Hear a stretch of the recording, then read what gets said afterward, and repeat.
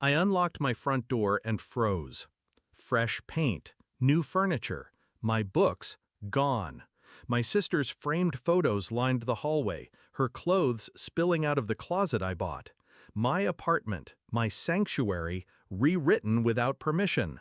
The betrayal wasn't loud, it was surgical. When my mother emerged from the kitchen with a smile, holding my sister's hand like she was the rightful heir, I understood. "Surprise," she said. "We thought it was time this place had better use." Better use. They called it a renovation. I called it trespassing. And as my sister twirled in the living room I'd paid for, bragging about her new marble counters, I only smiled. Because in that moment, I decided she would pay for every nail, every wall, every lie. I wasn't the golden child. She was, always had been.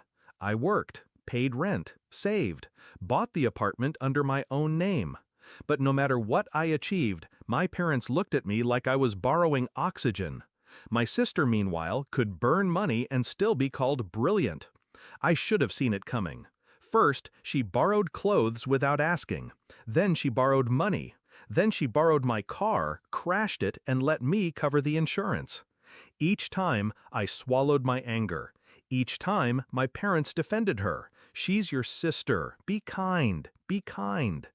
Kindness had built this apartment, and now kindness had been twisted into permission. I noticed the signs weeks before. The sudden quiet when I called home. The way my landlord avoided my emails.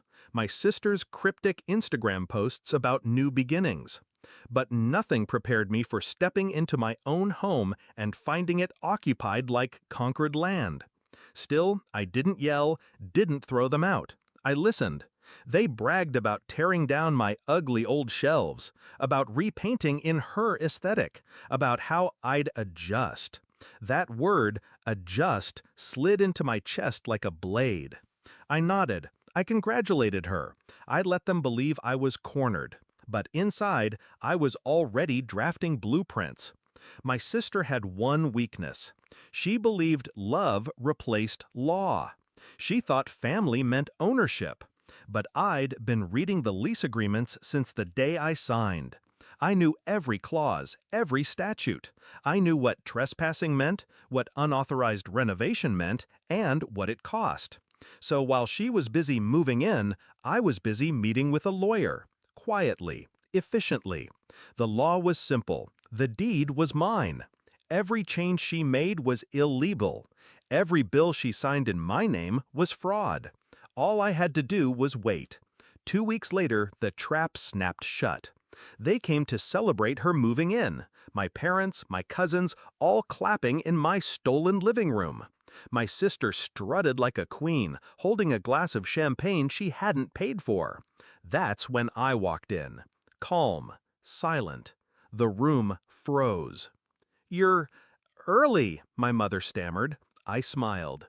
"No, I'm home." I walked to the kitchen counter, placed down a neat stack of papers, and slid them toward my sister. "Read," I said. She blinked. "What is this?" "An eviction notice. For you." The silence was perfect. Her laugh cracked. "You can't evict me," Mom said. I cut her off. "Mom doesn't own this apartment. I do. Every nail you put in the wall, illegal.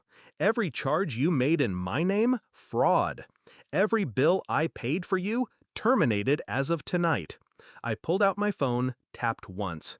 Behind me, the lights clicked off. The Wi-Fi dropped. The AC went silent. I'd shut down every utility with a single swipe. "Welcome to your new reality," I whispered. Their faces drained. My father muttered, "You wouldn't?" I turned to him. "Try me." My sister's hands shook as she flipped through the papers. Her name wasn't on a single line. Not on the deed, not on the lease, not on the bills. She was a squatter in the home I'd built. "You can't do this," she hissed. I leaned in, low enough for only her to hear. "You should have asked first." Security arrived 15 minutes later. My lawyer stood behind them, calm, professional. My sister screamed, begged, cursed. My parents pleaded. But the law didn't care about their tears. The law cared about signatures. Mine. They were escorted out with nothing but the bags they carried. Her clothes, her furniture, her decorations, all left behind. By law, they belong to me. Improvements made without consent stay with the property owner. I didn't touch a thing. I let her vanity rot in the place she tried to steal. That night, I sat alone in my apartment. My apartment. The silence was beautiful. I ran my hand along the fresh paint she'd chosen. I didn't hate it, but every brushstroke was a scar, a reminder of the moment they tried to erase me.